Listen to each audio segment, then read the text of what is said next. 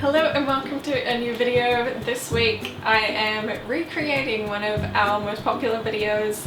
In it I cut my hair into a short bob. I've been cutting my hair on my own for like 3 or 4 years now, and I still think the original video is really good, but I have had a few tweaks to my technique that make it a little bit easier to do. So to do this you are going to need some scissors, preferably 2 mirrors, one you can look at from the front and hand mirror so you can check the back of your hair, and I also have a sheet that catches all the hair that inevitably is coming off. So let's get back into it. So to start with, I'm just going to section off my hair and tie it up the top bit, and then grab my straightener and straighten all of this. I especially bought some hair cutting scissors this time because lots of people in my previous video complained that my scissors were too small. So be happy now. They were really small, but let's see if these are better.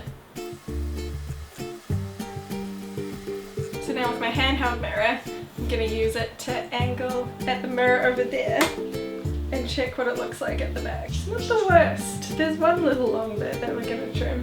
Now I'm going to cut upwards in like a little cutting motion just to smooth out the edge a bit so it's not so blunt. I'm going to attempt to do this over my bin, but who knows if that's going to work. Now that I feel like I've got that kind of even, I just kept trimming little bits until it looked kind of straight.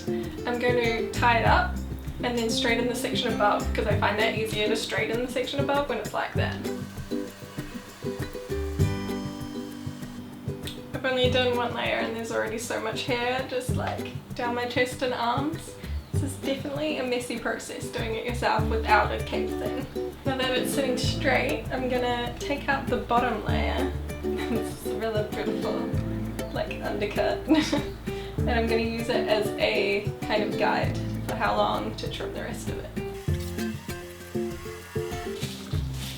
Okay, now I'm gonna soften it a bit. This stage is also useful if it's a little bit too long. You can kind of keep doing the upwards motion until it's a little bit shorter.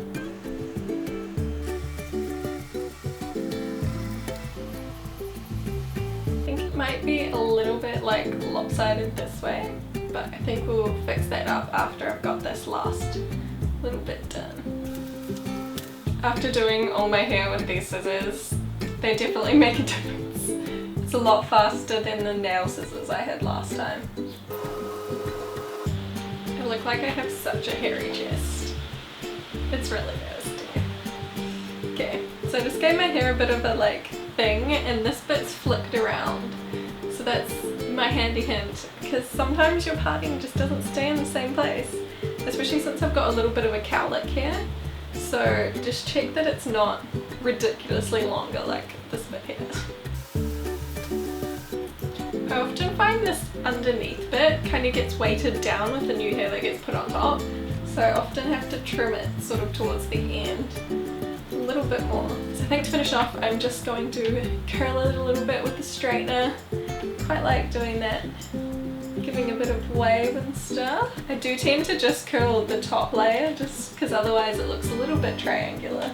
And I definitely find a hair straightener is the easiest way to curl it when it's this short. It's a little bit hard to put it around the barrel of an actual curler. To clean up, I'm just gonna put all of this on the sheet that's just underneath me. Ugh. I think I'm gonna have to go get like a flannel and wipe some of it off. Ew, it's all in my bra. Yeah, I hope you enjoyed the video and found it helpful. If you did, please give it a thumbs up. If you're new to our channel, please subscribe. I'm sure you'll like some more of our videos. We also do fashion videos, travel videos, vlogs, and other beauty videos as well. And until the next video, bye!